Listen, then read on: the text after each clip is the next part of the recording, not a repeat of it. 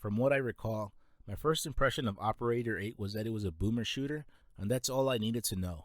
The game doesn't label itself as that, but when I see retro and FPS, that's how I interpret it.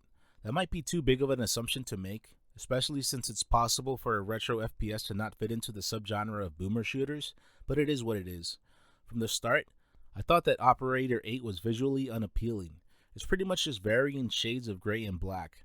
It also doesn't help that the environment you're in is also dark, even with a flashlight. The flashlight definitely helps, but at the same time, it's battery powered and you have to go out of your way to either find battery packs or buy them. That was especially annoying to deal with when my flashlight would run out and I'd be without lights for an extended period of time. It wasn't as if I was a blind man in a dark room, but like I said, it wasn't visually appealing, and overall, it lacked variety. Having assumed that this would be a boomer shooter, I was eager to start blasting away. Around 10 to 15 minutes into playing, I realized that Operator 8 wouldn't be the kind of game that I thought it'd be. There definitely were plenty of action-packed moments, but there's also a lot of exploring and atmospheric moodiness that makes this more than just a run-and-gun type of game. With how gray and dark everything was, I expected that to also be reflected with the enemies. That ended up happening, to an extent, seeing as how the enemies are pretty much all the same color, but what stood out to me was how they were highlighted in red. I'm sure that the devs knew how it'd come off to be fighting against gray enemies in a gray environment, so that was a decent quality of life improvement, and it led to making targeting easier. When it comes to the game's shooting mechanics, I thought they were fun. It was pretty much your basic meat and potatoes you'd find in other similar styled FPS games. At no point did I feel like the shooting could have been improved upon, and I took note of how great the pistol sounded. There was a wide variety of weapons, mainly the pistol, shotgun, machine gun, and a grenade launcher, but the pistol was the one that most stood out to me due to its sound design.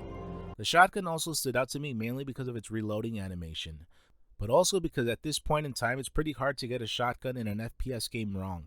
It looked good and it also functioned well. It was especially great because it pretty much demolished enemies when you used it in up-close and personal occasions. Something that did bother me about the shotgun was how it automatically used 2 bullets at once. Some of the weapons had a regular and special attack, but I didn't like how that was utilized with the shotgun. It's because the ammo would quickly get used up. If anything, I would have liked to have had the option to fire 1 shot and then be able to fire 2 shots as the special attack. I could see why this was done this way, seeing as how the shotgun looks very similar to a sawed-off shotgun. Despite having admitted that the enemies in Operator 8 were all the same color, what they lacked in visual impressiveness they made up for in variety. Off the top of my head, there were like 5 different enemy types. At first, you're slowly introduced to them, but as you progress through the game, at one point you're facing a bunch of them in enclosed spaces. That was a bit reminiscent of how combat is in Doom, but the main difference is that you typically didn't get a wide open space to work with.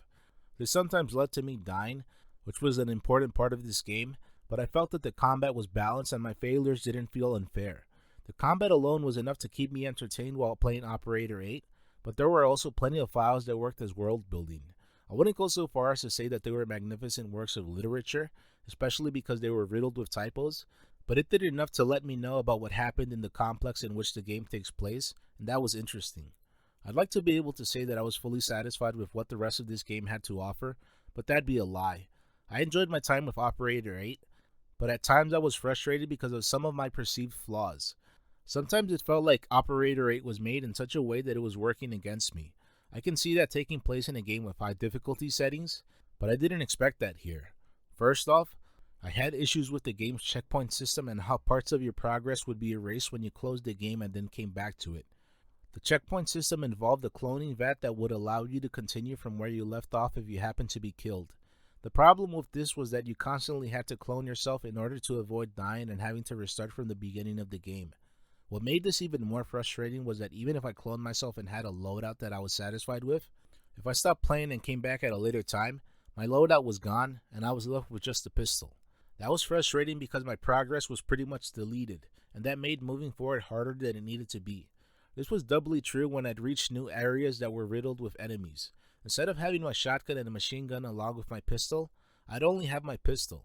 This led to me having to play more defensively, and it frequently led to me dying and having to restart the game. Some might be thinking that it was simply my lack of skills that led to this, but there was more in Operator 8 that left me thinking that the game was working against me. I'm sure that it has to do with the fact that this is an early access game and it makes that clear before you even start playing, but chances are that it being early access doesn't fully excuse why it is the way that it is. At one point, I thought that the game worked this way because the devs had old school gaming sensibilities in mind, mainly the idea that you're meant to try to beat a game in one play session, but I don't think that completely excuses why Operator 8 turned out the way that it did. On one hand, I respect having old school gaming sensibilities in mind at this point in time, but when it makes a game harder than it should be, that's when I start thinking that it's more detrimental than beneficial to have systems like this in place. I find it difficult to write about Operator 8 because I don't know what's been done as a result of this being an early access game, and what's been done simply because that's what the devs decided on. I thought it was weird that a game with such a large area to cover didn't have a map. You had a compass, and rooms were labeled, but that didn't work all the time. Sometimes I'd end up having to backtrack more often than I would have liked simply because I wasn't able to clearly find the room I needed to go to. On top of that, the compass would sometimes stop working. When it was working, it'd give you a general idea of where you needed to go. When it stopped working, I spent too much time trying to figure out where I had to go. Sometimes I had a general idea of what was required of me, mainly because Operator 8 makes use of colored keycards in order to progress, and I'd recall which door I'd have to track down based on which keycard I found, but this wasn't as smooth as it could have been. With how other games have turned out, I know that it's possible to include a map and a compass. The point isn't to have my hand held and be pushed towards the right direction like some games do, but this for sure could be improved upon. When I first started playing Operator 8, I found it hard to immediately be hooked to it. It's because I more or less had to work to find enjoyment from what it had to offer. It was only after playing for a few hours that I started to realize that despite its flaws, it still offered a worthwhile experience. It could be improved upon, and I'm sure that it will, seeing as how the start of the game informs you of the fact that it's an early access game and that regular changes are being made.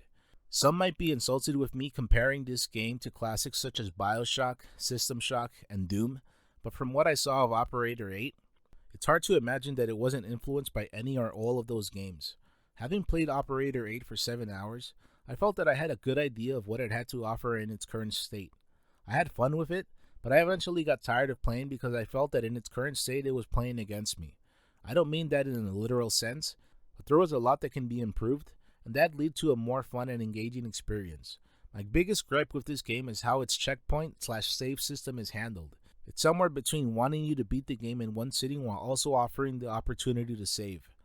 When I started to fight against harder enemies and with less weapons due to having lost them as a result of restarting the game at a later time, that's when I decided to move on. In general, I like to beat a game and then review it, mainly so that I can feel secure with my thoughts and observations towards it, but I figured that 7 hours worth of gameplay was enough for me to write up a first impressions instead of a full-on review. The fact that I kept playing this game despite all of its perceived flaws shows that I enjoyed my time with it. In its current state, I don't recommend it. There's plenty that can be improved upon, mainly visually and mechanically wise, but I can see a typical player not giving it the multiple chances I gave Operator 8 to hook me in. If you enjoyed this content, please feel free to like, comment, subscribe, and share. Thank you very much for watching.